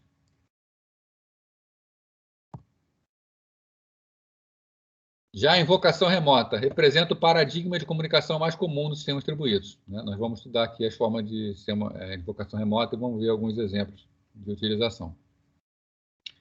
Existe uma variedade de técnicas baseada na troca bilateral entre as entidades. Tá? A gente vai acessar serviços na rede como se fossem serviços locais. Resulta na chamada de uma operação, procedimento ou método remoto. Então, isso aqui é o RPC, que a gente vai estudar, e o RMI, que a gente vai estudar. E, por fim, temos os chamados protocolos de requisição-resposta. Né? São padrão serviço de passagem de mensagem para suportar a comunicação cliente-servidor. Né? Normalmente envolve uma troca de pares de mensagens, onde a primeira mensagem contém a codificação da operação a ser executada pelo servidor e a segunda mensagem contém o simples resposta. Bastante primitivo, né? Mas muito utilizado ainda. Né? Bota aqui, utilizado somente em sistemas onde o desempenho é fundamental. Tá? Mas muitos sistemas o desempenho é fundamental. Então, ainda é bastante utilizado, apesar de bastante primitivo. O RPC. Nós vamos implementar aqui em laboratório. Representou uma inovação importante na computação distribuída. Né? O RPC oculta completamente do programador a parte da rede. Né? Então, os procedimentos, os processos remotos podem ser chamados como se fossem procedimentos no espaço local. Então, nós temos uma máquina aqui, eu tenho um programa aqui. Esse programa chama um procedimento comum. Né? Só que esse procedimento comum ele pode estar executando numa outra máquina. Então, eu venho o meu programa executando aqui, ele pede para executar o procedimento. Outra máquina executa o procedimento, quando retorna, tudo funciona como se fosse local. Oculta aspectos importantes da distribuição. Né? O programador não precisa cuidar da parte da rede. Inclui a codificação e decodificação de parâmetros e resultados, a passagem de mensagem, a preservação da semântica exigida na chamada de procedimento. Na verdade, lembra da IDL? Linguagem de definição de interface? O que nós vamos fazer aqui? O que nós fazemos? nós definimos uma interface, e essa interface vai dizer o que o sistema local chama no sistema remoto. Nós vamos chamar um compilador dessa linguagem. O que esse compilador dessa linguagem vai fazer? Ele vai criar os chamados stubs de comunicação e ele vai criar toda a interface de modo que eu, programador, programo aqui no cliente uma chamada a um simples procedimento. E eu programo lá no servidor a implementação desse simples procedimento. E o sistema cuida de toda a parte de comunicação para a gente. A gente vai ver que a gente não precisa saber nada de rede, a gente não precisa conhecer nada de rede para fazer o sistema funcionar. Essa estratégia suporta a computação cliente-servidor de forma direta e elegante, né? Por que de forma direta e elegante? Como é a comunicação cliente-servidor? Você tem um cliente, você envia uma mensagem ao servidor, então você tem que programar uma mensagem, definir um formato de mensagem. Você programa um servidor para receber essa mensagem, interpretar essa mensagem, processar algo e devolver a resposta. Então, no modelo cliente-servidor por troca de mensagens, tem que conhecer muito bem o funcionamento da rede. Aqui não, na chamada remota de procedimento, o que é você pedir para um procedimento executado do outro lado? É você pedir para um servidor fazer alguma coisa. Então, se você tem determinadas tarefas que têm que ser executadas num servidor, você só define como é o procedimento de execução e deixa o sistema cuidar de tudo para você. A única coisa que você precisa fazer para a comunicação é dizer quem é a interface e automaticamente são gerados a parte de comunicação. Então, o sistema de chamada remota de procedimento oferecem transparência de acesso e localização, né? Você não sabe nada a respeito do sistema remoto, você não sabe nada a respeito de como acessar uma rede, você não precisa saber em que servidor a aplicação está executando. Será tudo feito automaticamente. Já a invocação de método remoto, que é o RMI, laboratório que a gente vai fazer com Java, né? É muito parecido com a RPC, tá? É mais voltada para objetos distribuídos. Então, quando eu faço um sistema com objetos distribuídos, uma RPC é uma chamada de procedimento remoto. Para linguagens procedurais, né? Para linguagens mais antigas. A gente vai fazer isso com linguagem C, com uma linguagem procedural. Já se você está definindo um sistema todo baseado em objetos, e você está botando esses objetos de forma distribuída, você necessitará de um suporte de uma linguagem orientada a objetos. Né? Praticamente não muda nada, tá? Porque chamar um método remotamente, se a gente for falar aqui de uma forma bastante simplista, não é muito diferente de chamar um procedimento, né? Porque o que é um método? Um método é algum processamento que será feito sobre um objeto. Vai mudar em termos de procedimento, porque o procedimento ele foca no que ele tem que fazer. Já quando a gente capsula um método dentro de um objeto, nós temos dados envolvidos. Né? Mas em termos tecnológicos, é chamar alguma coisa para ser executada remotamente. A diferença é que invoca um método em vez de invocar um procedimento. Assim como na RPC, os detalhes subjacentes ficam ocultos ao usuário. A gente já vê no RMI que o Java dá suporte nativo da linguagem. Né? Você define e chama remotamente, e quem está fazendo o sistema pouco precisa saber ou nada precisa saber de rede para fazer ele funcionar. As implementações de RMI suportam identidade de objetos e a capacidade associada de passar identificador de objeto com parâmetros chamados remotos. Né? Com o RPC, nós temos uma limitação muito grande de, por exemplo, nos tipos de parâmetros que nós podemos chamar. Né? Vocês já devem ter estudado, por exemplo, chamada de função com argumentos, com parâmetros. Parâmetros por referência ou por valor. Né? Quando você passa um parâmetro por valor, a variável do outro lado recebe esse valor. Quando você passa por referência, aquela variável é basicamente um ponteiro para a variável original. Então, se você muda os valores no objeto remoto, no procedimento que é chamado, os valores também são mudados no chamador. Né? Então, se eu tenho uma origem, eu tenho uma determinada variável e eu passo uma chamada, valor por referência, por exemplo, aqui vale 5, eu passo uma variável por referência. Chega o valor 5 da variável. Se aqui eu mudo e faço essa variável passar a valer 8, lá na origem a variável passa a valer 8, né, na chamada por referência. Isso aqui existe porque é um sistema único com a memória compartilhada. Um sistema distribuído, eu tenho um procedimento rodando numa máquina, outro procedimento rodando na outra. Então, é bastante difícil fazer a parte de passagem de parâmetros por referência. Normalmente, sistemas RPC só oferecem passagem de parâmetro por valor. Agora, isso é intrínseco em objetos, né? Quando nós estamos trabalhando com objetos remotos e nós solicitamos a alteração de valores num determinado objeto, essas alterações têm que acontecer, né? Então, o RMI ele é mais sofisticado nesse aspecto. Tá? Ele implementa completamente todo o conjunto de modificações que um método faz num determinado objeto.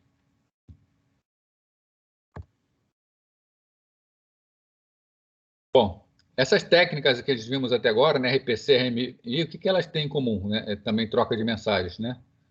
Uma relação bilateral entre um remetente, identificado em azul também, um remetente e um destinatário. Tá? Ou seja, é bastante explícito que eu tenho um cliente chamando aquele servidor. E, na maioria dos casos, as duas partes devem existir ao mesmo tempo. Né? E seja socket, né? Seja RPC, seja RMI, se o cliente tentar alguma coisa com o servidor e o servidor não estiver em execução, vai dar um erro no cliente. Os dois precisam estar em execução ao mesmo tempo. Tá? Ou seja, temporalmente, eles precisam estar acoplados, eles precisam estar juntos. Tá? Então, tem surgido técnicas que é chamada de comunicação indireta, que é por intermédio de uma terceira mensagem. Ao invés de acontecer daquela forma como está lá em cima, né, você tem um determinado cliente, um ou mais servidores, não precisa nem ser um servidor só. Assim como também pode ter vários clientes, né? Claro. E existe alguém fazendo essa comunicação. Então, um cliente, ele solicita um serviço. Pode até ser que dependendo do sistema, nenhum servidor esteja no ar no momento. Quando algum servidor estiver no ar, o que esse servidor pega? Pega, aquele serviço deve ser feito, o serviço é processado, a resposta é colocada de volta e a resposta chega no cliente. Tá? Isso é chamada comunicação, então, indireta. Então, possibilita um alto grau de desacoplamento entre remetentes e destinatários. Tá? Os remetentes não precisam saber para quem estão enviando, para quem está enviando, tá? Ele não sabe qual dos servidores vai atender ele, então a gente diz que nós temos um desacoplamento espacial, ele não sabe quem vai atender, e eles não precisam existir ao mesmo tempo, um desacoplamento temporal, não existe o momento certo de ser executado. Existe uma solicitação, aquilo vai ser executado no momento e a resposta vai chegar.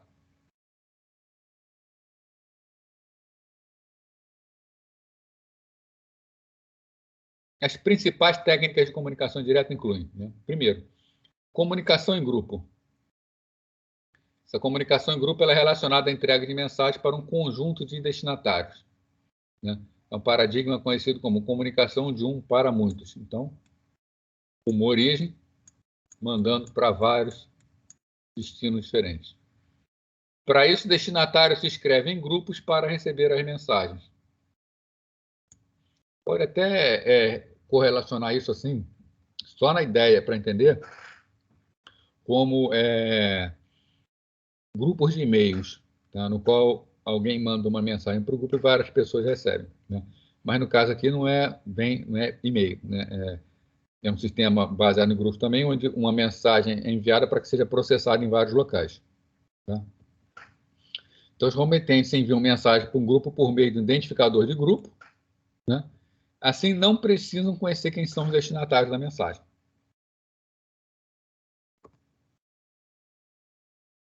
Tem os chamados sistemas publicar-assinar, né? Onde existem chamados produtores ou publicadores que distribuem itens de informações de interesse os consumidores ou assinantes. Também são conhecidos como sistema baseado em eventos distribuídos, né? E fornecem um serviço intermediário no qual garante que informações geradas por produtores são direcionados para consumidores que desejam. É bastante parecido, né, com o sistema de comunicação em grupo. Na verdade, é um tipo de sistema de comunicação em grupo. E nós temos as chamadas filas de mensagem. Essas filas de mensagem oferecem um serviço ponto a ponto. Temos equipamento, um determinado cliente, um determinado servidor. Existe uma fila que vai ser implementada, né, onde os processos produtores enviam mensagens para a fila e, né, os outros processos, né, os consumidores, são servidores, eles retiram mensagens da fila para processar essas mensagens. Tá? Normalmente, o funcionamento é: processou, acabou de processar, pega a próxima mensagem na fila. Se não tiver mensagem na fila, ele vai dormir, ele fica bloqueado. Se a fila está vazia e chega uma mensagem para ser atendido, o sistema vê que tem servidores bloqueados e acorda os servidores. E, nesse caso, eles são notificados da chegada das novas mensagens.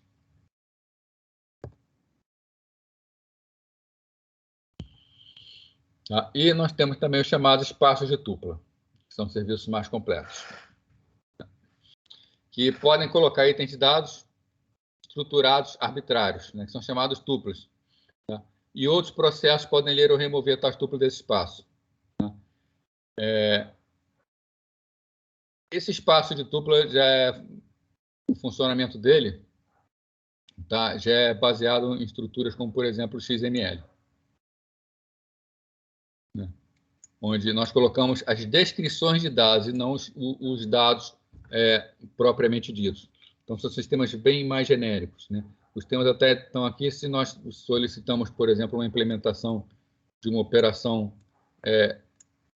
em determinados valores, né?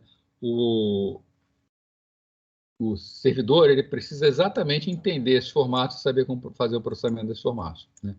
Já nos espaços de tuplas, não. A própria informação já carrega, os próprios dados carregam a informação sobre a sua estrutura. Né? Também é persistente, ou seja, leitores e escritores não precisam existir ao mesmo tempo. Temos aí o chamado memória compartilhada distribuída. Né? Isso aí já é mais complexo de ser feito, né? Precisa de um sistema com boa capacidade de transmissão, né? Mas fornece uma abstração para o compartilhamento de dados entre processos que não compartilham memória física. A ideia existe uma máquina, essa máquina tem a memória dela. Né? E esse processo nessa máquina, obviamente, está usando algo da memória dessa máquina. Né? Temos uma outra máquina com a sua memória e um outro processo. Né? Se esses dois processos precisam acessar informações compartilhadas, né, os sistemas de memória compartilhada distribuída, eles permitem um nível de comunicação que faz com que o processo de uma determinada máquina consiga acessar a região de memória de um processo em outra máquina. Né? É claro que isso aí precisa ser muito bem estruturado, precisa ser muito bem feito, né, porque isso pode ter impacto significativo no desempenho. Então, é apresentar aos programadores uma abstração como se estivessem em seus próprios espaços de endereçamentos locais. Então, o sistema acessa remotamente como se fosse um sistema local. Apresenta um alto nível de transparência e distribuição. E a infraestrutura subjacente deve garantir o fornecimento de uma cópia de maneira oportuna e tratar problemas relacionados ao sincronismo. Quais são os problemas relacionados ao sincronismo? A forma mais fácil a memória existe, na verdade, nas duas máquinas, né, já que não tem como fisicamente estar distribuída, né, e sempre que alguém altera alguma coisa na memória local, é enviado uma informação para que seja alterada também na memória remota. Né? Daí o problema de desempenho. Se nós temos um sistema que altera muito a memória, nós vamos estar mandando muita informação pela rede. Nós precisamos de sistemas que tenham essa capacidade. Né? E cabe ao middleware fornecer isso, não cabe ao programador. Né? O programador ele vai usar um sistema que faz isso para ele. O que ele precisa saber é que essa alteração pode ter impacto no momento da sincronização. Que um processo, quando grava uma informação, essa informação levará um tempo para que outro processo a perceba. Facilita a programação, mas traz algumas coisas que podem dificultar, né, no aspecto de funcionamento. Para a gente fechar aqui, vamos ver a parte de estilo arquitetônico. Né? Bom, então, o estilo arquitetônico, ele é formado em termos de componentes. Cadê aqui o mouse? Né? Componentes que vão ser utilizados para montar um estilo. O modo como os componentes são ligados um ao outro, né? Então, repara que isso é bastante semelhante àquelas perguntas que nós estávamos respondendo. Né? Dos dados trocados entre os componentes, né? E da maneira como esses elementos são configurados. Então, o que é um componente? Uma unidade modular com interfaces bem definidas que é substituível dentro do seu ambiente. Então, eu posso criar um sistema distribuído com base em componentes. Esse componente ele tem uma interface muito bem definida, por exemplo, um componente de criptografia. Tá? Ele vai implementar um determinado tipo de criptografia. E eu vou ter um servidor específico, que ele é especializado para montar essa parte de criptografia. O meu processo remoto vai chamar esse procedimento por sua interface. Alguém descobriu um novo método de fazer essa criptografia bem mais rápido. Né? A criptografia será a mesma, o resultado vai ser o mesmo, então a interface é mantida. Né? Mas eu troco o componente, né, e implemento essa nova criptografia. Né? Então, a sua interface está bem definida e ele é substituível, ele pode ser substituído, ele pode ser trocado, que não afeta o sistema remoto. Né? Só pode ser feito isso desde que sejam respeitadas as suas interfaces. Um conector ele é descrito como um mecanismo que serve como mediador da comunicação e cooperação dos componentes. Basicamente eu tenho um sistema que vai falar com um sistema remoto. Né? Existe uma interface que diz como deve ser essa comunicação. Né? Agora, a interface ela só fala em termos de padrões de o que será trocado entre as duas entidades. Para acontecer a troca, existe alguém que vai fazer essa troca. Esse alguém é o conector. Né? Então, a interface, por exemplo, ela pode falar o seguinte, na casa aqui do meu sistema de criptografia, a interface está falando, eu vou passar uma mensagem em texto, né? Então, uma string, e eu vou passar um número inteiro. Esse número inteiro vai dizer qual é o método de criptografia que vai ser utilizado para criptografar. Então, string é a mensagem, inteiro é o método, e retorna uma string, que é a string original criptografada. Isso é o que a interface está falando. Agora, a interface está apenas formalizando essa troca. Né?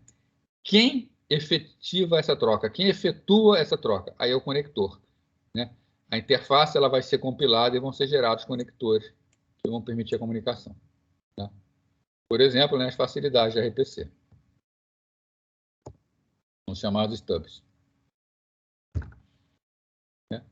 Os estilos mais importantes para serem distribuídos são as arquiteturas em camadas, baseadas em objetos, centradas em dados e baseadas em eventos. Então, vamos ver cada um deles aí. Arquitetura em camadas. Né? Os componentes são organizados em camadas, né? Aquele modelo tradicional de redes, onde o componente da camada LI tem permissão de chamar o componente da camada LI-1, mas não o contrário. Ou seja, né, a camada N-1 ela presta serviços para a camada N. Então, é a camada N quem solicita. Né? O que é essa setinha para cima? É a resposta da solicitação. Né? Num modelo em camadas, a camada de cima pede para a camada de baixo faz e responde para a camada de cima. Normalmente, para isso, utiliza outras camadas.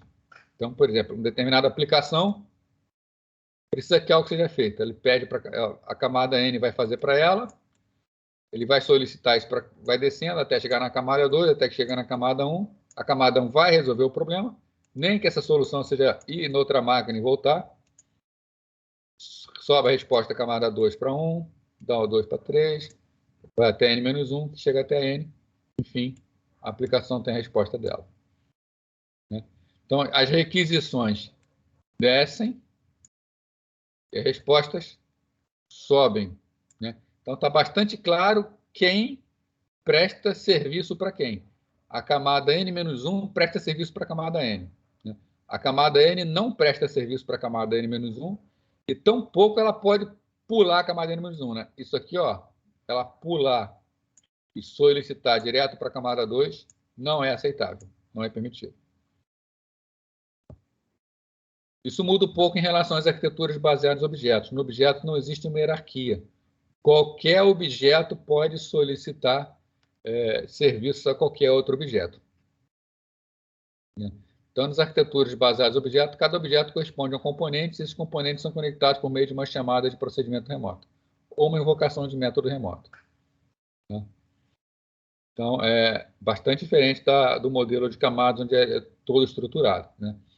Esse modelo aqui, a princípio, por permitir uma chamada direta, tende a ter um desempenho melhor, mas tende também a ter uma complexidade maior, principalmente no que tange a modificações. Aqui, se eu quero modificar uma camada, eu, no máximo, tenho que ver o impacto na camada superior e na inferior. Basicamente, na superior. Aqui não, aqui um objeto, né? Por exemplo, se eu mexo nesse objeto aqui, eu posso estar impactando vários outros objetos.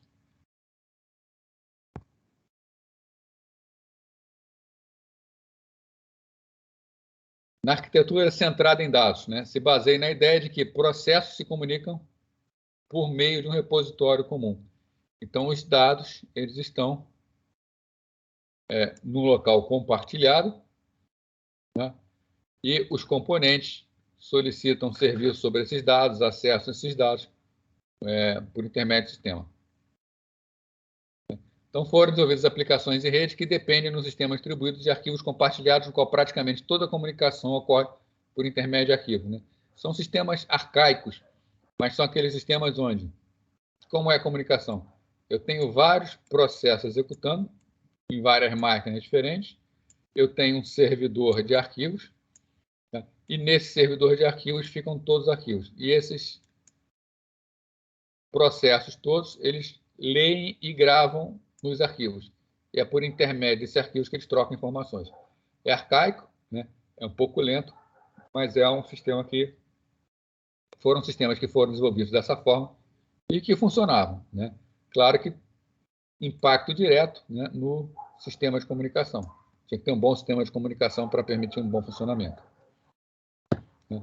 Sistemas distribuídos baseados na web costumam ser centrados em dados, né? Ou seja, por que isso? Né? Os clientes todos solicitam, né, serviços num servidor e esse servidor é que acessam os dados. Então, é um tipo de sistema centrado em dados. A diferença é que, normalmente, no sistema distribuído baseado na web, o processamento é todo feito no servidor web. Então, o processamento é local, os clientes apenas solicitam. Nesses sistemas mais antigos, poderia haver processamento local também.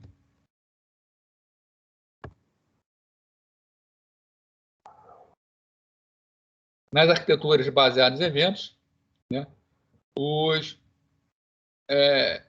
processos comunicam por intermédio de propagação de eventos. Então, na verdade, são uma série de eventos que acontecem. Né?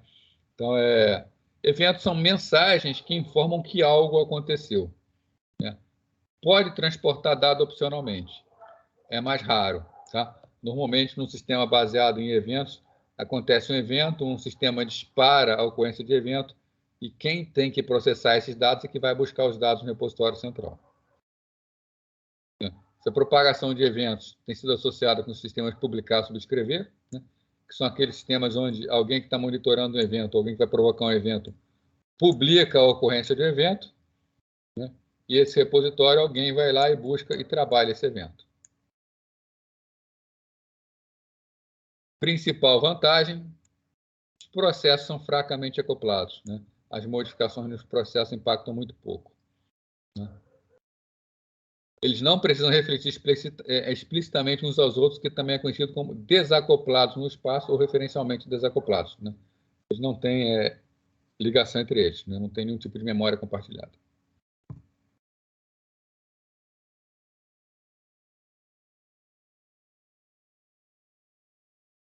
É claro, né, que também pode ter as arquiteturas baseadas em eventos onde existem espaços compartilhados de dados. Tá? Lembrando sempre que quando existem espaços compartilhados de dados, normalmente a gente pode ter problemas de desempenho.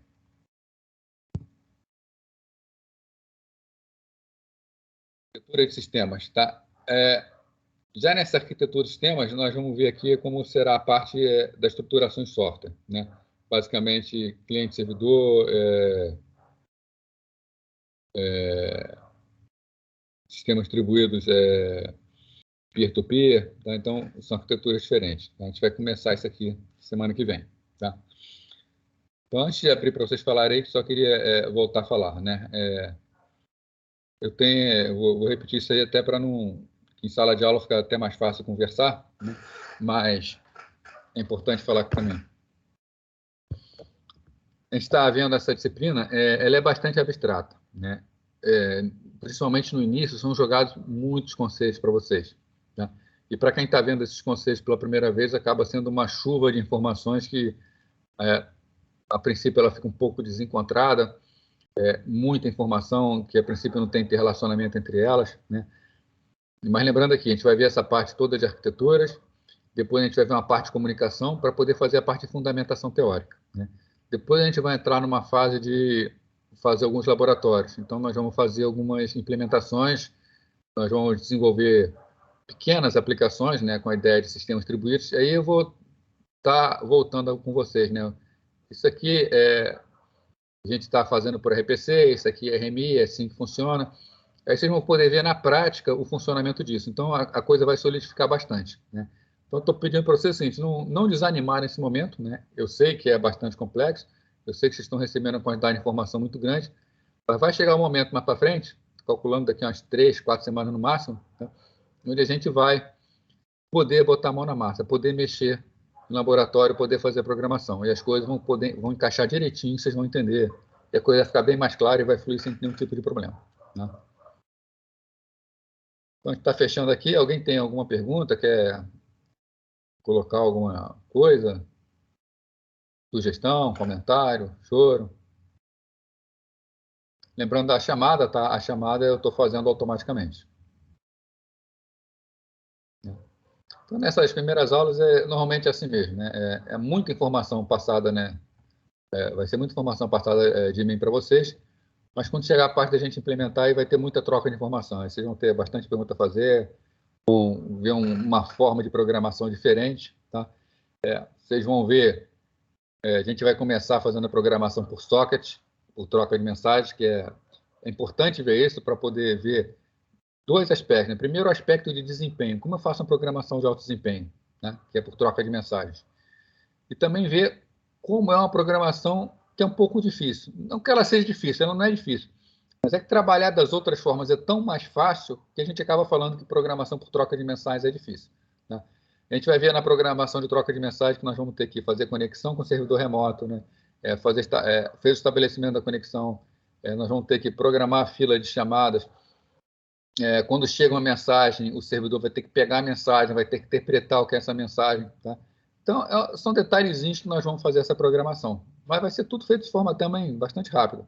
Só que quando chegar no momento de fazer por RPC e por RMI, vocês vão ver como é rápido, como é mais rápido.